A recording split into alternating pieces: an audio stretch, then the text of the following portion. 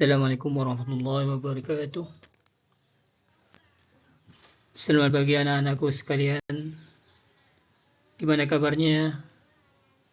Alhamdulillah, pada pagi hari ini kita akan belajar tentang kurban dan akikah. Nah, sebelum anak-anakku, saya akan suguhkan gambar akikah dan kurban.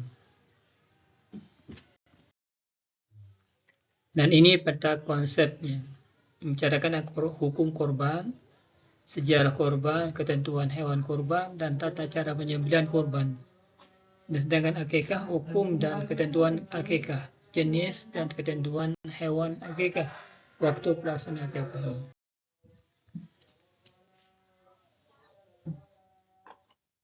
Yang perlu kita ketahui, kita akan melihat tentang ibadah kurban.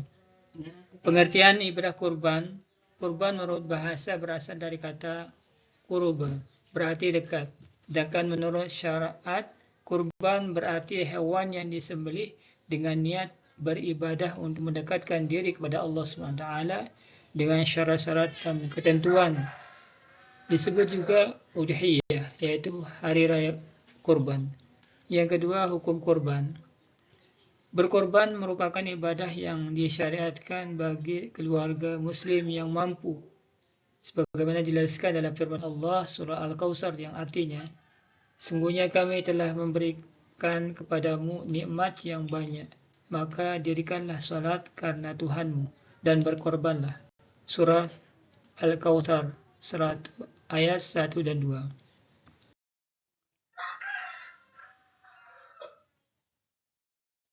Berdasarkan ayat di atas, sebagai ulama berpendapat bahwa berkorban itu hukumnya wajib, sedangkan jumhur ulama atau mayoritas ulama berpendapat hukum korban dalam sunnah, hukumnya sunnah muakkad.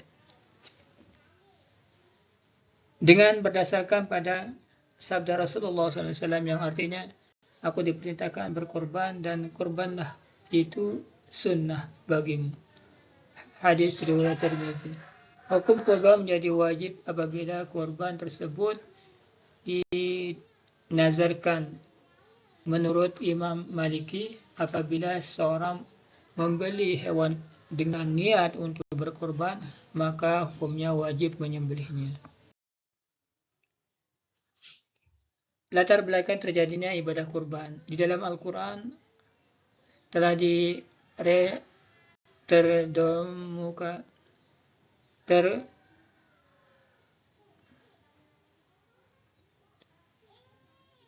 terdokumentasikan secara nyata ketika Nabi Ibrahim AS bermimpi menyembelih putranya yang bernama Nabi Ismail AS sebagai persembahan kepada Allah SWT.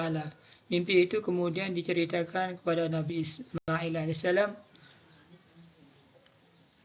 dan setelah mendengar cerita itu, ia langsung meminta agar sang ayah melaksanakan sesuai mimpi itu, karena keyakinan benar-benar datang dari Allah SWT. Sebagaimana firman Allah Subhanahu wa Ta'ala dalam Quran surah As-Saffat ayat 102 yang artinya,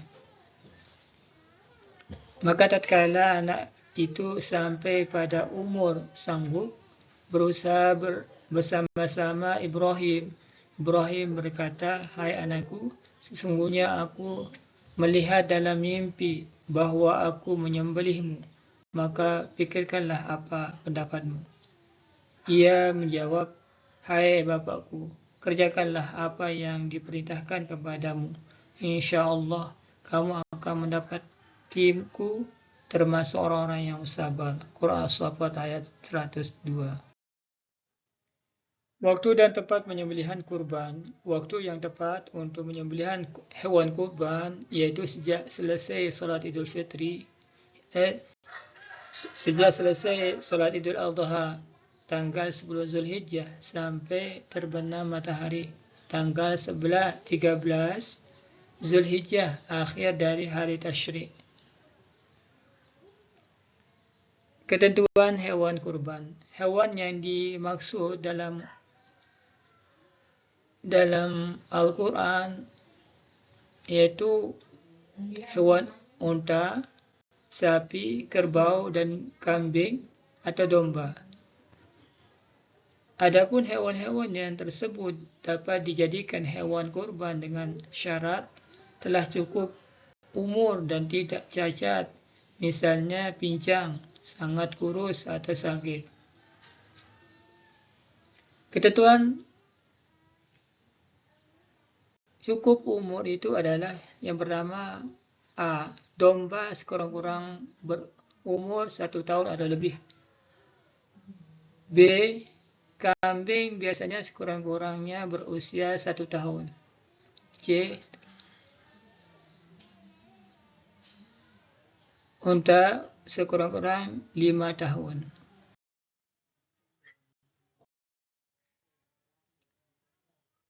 Sunnah-sunnah dalam menyembelih hewan kurban. Pada waktu penyembelihan hewan kurban disunahkan A. Melaksanakan sunnah-sunnah yang berlaku pada penyembelihan biasa seperti membaca basmalah, membaca selawat, menghadap hewan ke arah kiblat, menggulingkan hewan ke arah rusuk kirinya, memotong pada pangkal leher, serta memotong urat kiri dan kanan leher hewan. Bagian B. Membaca takbir. C. Membaca doa sebagaimana diajarkan oleh Rasulullah SAW. D. Orang yang berkorban menyembelih sendiri hewan korbannya. Jika ia mewakilkan kepada orang lain, ia sunnah hadir ketika menyembelih berlangsung. Hikmah korban. Hikmah korban sebagaimana yang disyariatkan oleh Allah SWT mengandung beberapa hikmah, baik pelaku, penerima maupun kepentingan umum, sebagaimana yang tercantum di sini. A. Bagi orang yang berkorban, hikmahnya yang pertama adalah menambah kecintaan kepada Allah. Yang kedua, menambah keimanan dan ketakwaan kepada Allah SWT. Yang ketiga, menunjukkan rasa syukur kepada Allah SWT. Yang keempat, mewujudkan tolong-menolong, kasih mengasihi, dan rasa toleransi. Bagian yang ke B, bagi penerima daging kurban. Hikmahnya yang pertama, menambah keimanan dan ketakwaan kepada Allah SWT. Yang kedua, menambah semangat dalam hidupnya. Bagian C, bagi kepentingan umum. 1. Memperkokoh tali persaudaraan. Karena ibadah kurban melibatkan semua lapisan masyarakat. Yang kedua, menumbuhkan dan meningkatkan kesadaran beragama, baik bagi korban maupun yang bagi orang miskin maupun yang kurang mampu.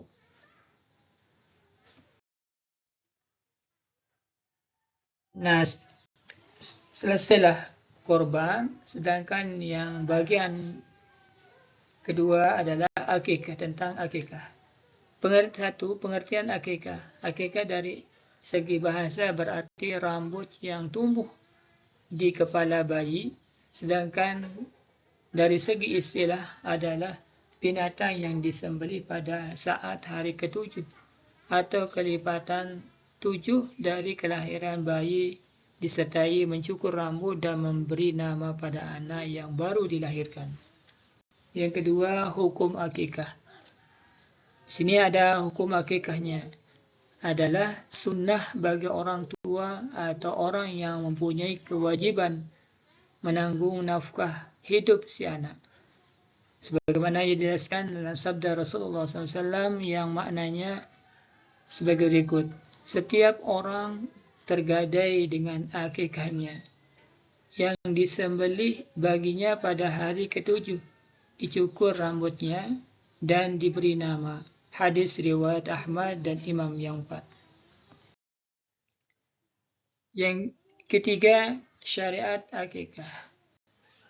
Disyariatkan akikah lebih merupakan perwujudan dari rasa syukur akan kehadiran seorang anak. Sejauh ini dapat ditelusuri bahwa yang pertama, dilaksanakan akikah adalah dua orang saudara kembar, cucu Nabi Muhammad SAW dari perkawinan Fatimah dengan Ali bin Abi Thalib yang bernama Hasan dan Husain. Peristiwa ini terekam dalam hadis yang bermakna dari Ibnu Abbas radhiyallahu anhu. Sungguhnya Rasulullah SAW berakikah untuk Hasan dan Husain, masing-masing seekor kambing kibas. Hadis Abu Daud. Yang keempat, jenis dan syarat hewan akikah.